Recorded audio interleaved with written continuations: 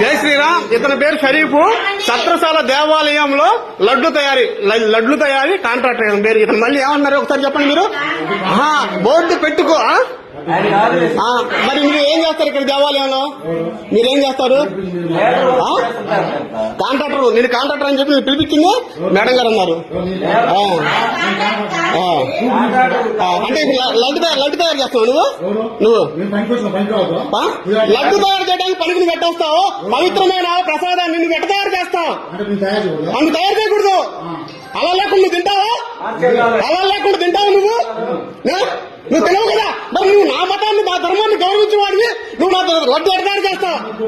ఒత్తుకోవడం నా దేవాలయం అయితే నువ్వు రావద్దు. ఏ రకంగా వస్తావు? బొట్టు పెట్టుకో. నువ్వు మతం మారు. నువ్వు అలా లేకుండా తింటావా?